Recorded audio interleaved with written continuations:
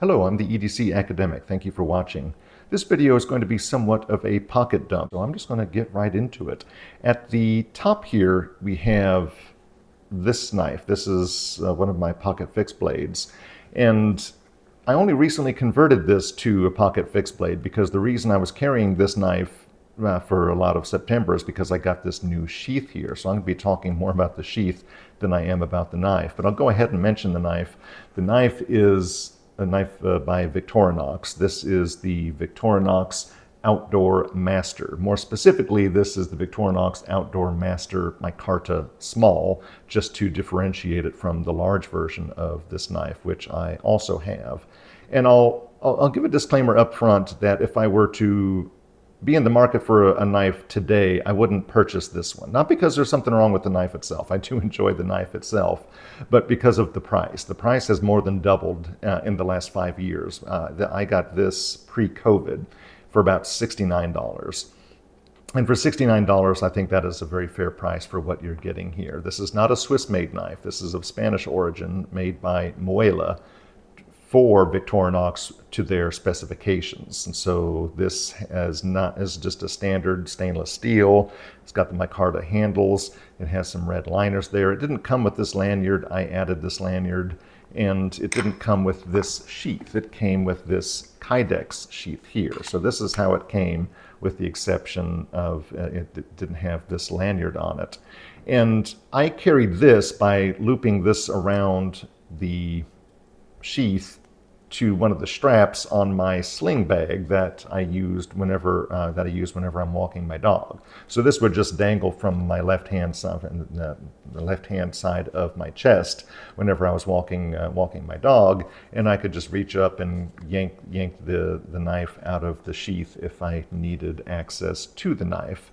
So I wanted to experiment with a pocket carry version of a smaller knife. And so rather than buying an entirely new pocket size knife, pocket size fixed blade rather, I just purchased a sheath that would allow me to do that. And I purchased this sheath from Knife Center. And you can hear how loud that snap is of the magnets. This sheath is designed to go into your pocket. You fit it in that way. And then that flap goes on the outside of your pants once it's inside your pocket. So you would take the sheath knife, put it in your pocket, and then you would flap that down, and that would secure it in place. And then whenever you go to draw the knife, the reason why I added this lanyard is so I can just secure that with my last two fingers. I can use my thumb, to push away from the sheath, and then utilize the knife. And then whenever I go to reinsert it, the magnet there has a double purpose in that it helps to guide the knife and keep it in place and make sure that you are inserting it properly there. So let me pull the knife back out again so I can talk about the sheath. I was mentioning that good magnetic snap, and that is good for keeping the sheath retained in your pocket, but it does potentially pose a hazard depending upon how you store it, because I keep all of my knives in a drawer, and whenever I'm deciding, I open up the drawer whenever I'm deciding which knife to take that day, and I'll reach in and I'll grab them. But the magnet on this is powerful to the extent that if it comes in contact with a blade, you can actually accidentally open a knife because of the strength of the magnet there. So depending on how you store your knives, again, you just might want to be cognizant of that. The next knife that had a lot of pocket time for me this month was this one. And this is the Victorinox, this is the Spyderco Shaman.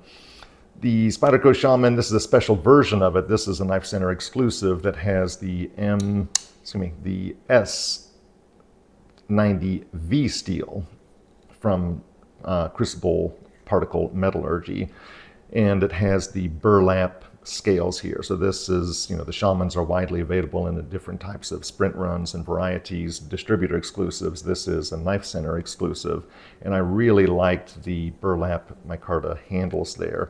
And I'm not going to give a full review of this knife. It's the Spyderco Shaman. If you're aware of that, you know what a hardworking, sort of hand-filling that knife is.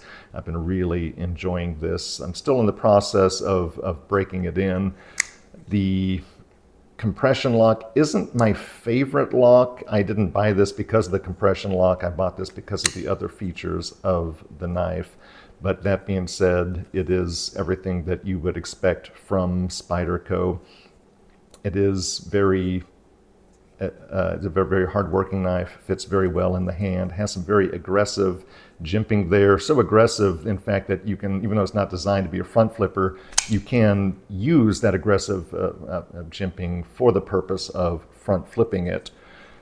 Which kind of surprises me because I'm not the best with front flippers, but this one I can front flip fairly easily. I will mention that one of the restrictions for a knife of this size is obviously the pockets that you have. This dominates smaller pockets, and so I can't wear this unless I'm wearing a certain pair of pants, cargo pants more specifically. If I'm wearing like a lightweight quick dry fabric shorts, I can't really wear this, at least not comfortably. That aggressive jimping tears up the fabric, and it just sort of flops around inside of on the inside of that lightweight material. So depending upon the pants I'm wearing, this sees a lot of pocket time. And of course, I found myself choosing a pair of pants simply because I wanted to carry this knife on several occasions. That is how much I enjoyed that particular blade. This knife here, this could be, this could be on my list every month in terms of what was the most carried knife. This is some of you, I'm sure, recognize this. This is the Milwaukee Fastback 6-in-1. This sees a lot of pocket time for me, especially on weekends. And I kind of, think of this as my mother-in-law knife, because every time any time that I go to my mother-in-law's house, I make sure to have this just because it has this nice little driver with it. Seems like there's always some little impromptu, task that my mother-in-law is asking me to complete when I go over there. And not only that, whenever I'm going to my mother-in-law's house, I will grab this and I will go ahead and throw Leatherman's ratcheting bit driver and a couple of extra bits in my pocket. So this is already with me, so this isn't costing me anything. And then I can just grab these two things and throw them in my back pocket. And then that obviously is going to be expanding what I'm capable of doing with this. The only thing is that this has the little bead there, so you have to be a little bit more mindful of which direction you put that in, because it won't grab in every position. If I put it in that way, notice it just, there's nothing to retain it. So you have to be a little bit purposeful in sliding it in, but once you get it positioned correctly, it will not fall out on its own. You have to be intentional in removing that. Oh, let me put that back in. But again, this would, if I'm being honest, this is in my pocket, several days out of the month, every month. The last knife here that I'm going to be talking about is this one. And this is another thing that was in my pocket a lot just because it was a new acquisition for me. It was a used knife. This is part of one of the knives that I got as part of a deal I made at a flea market toward the beginning of September. So I had this saw a lot of pocket time just so I could sort of test it out and see what I thought of the knife. This is the Kershaw Shuffle. This is the first generation Shuffle.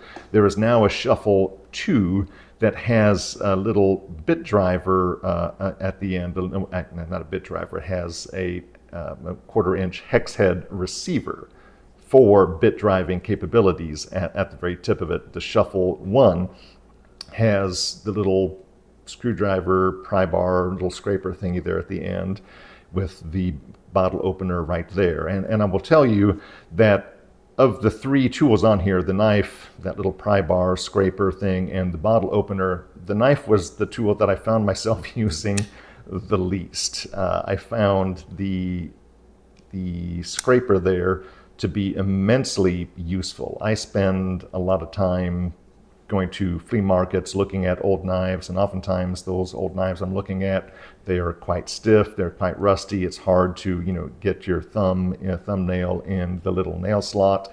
And so I found myself with this in my pocket quite a bit, just because I could pull this out and I could use it to help me assist opening that. My wife loves Topo Chico, but she never has an opener nearby, so I found myself using the bottle opener quite a bit.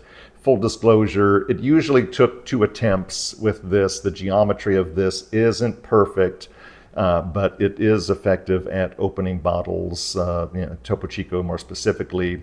But again, for me, it took about 2 different tries. It would pop off at a certain point, and then I would just rotate the bottle a little bit, and then I would give it another go, and then it would come off that way. So Topo Chico is the only thing that I've actually tried opening with that particular bottle opener. So maybe other bottles aren't bottled quite as tightly or aggressively as Topo Chico.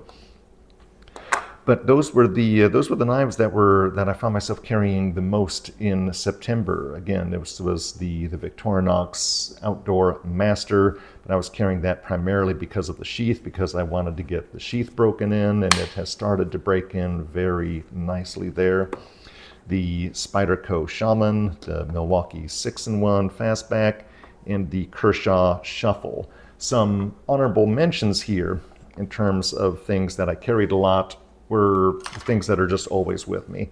The Victorinox Mini Champ just lives on my keychain, so that's with me, all the time. Anytime my keys are with me, this is with me. And this is the Victorinox Bantam, and this just lives in my wallet. So anytime I have my wallet with me, this is with me. So these are sort of my non-EDC is how I refer to these, but I'm not going to talk about these because I have a dedicated video in which I talk about the non-EDC aspect of my EDC carry. So I think with all those things being said, I'm going to go ahead and bring this video to a close. Thank you for watching, and I hope to see you in the next video.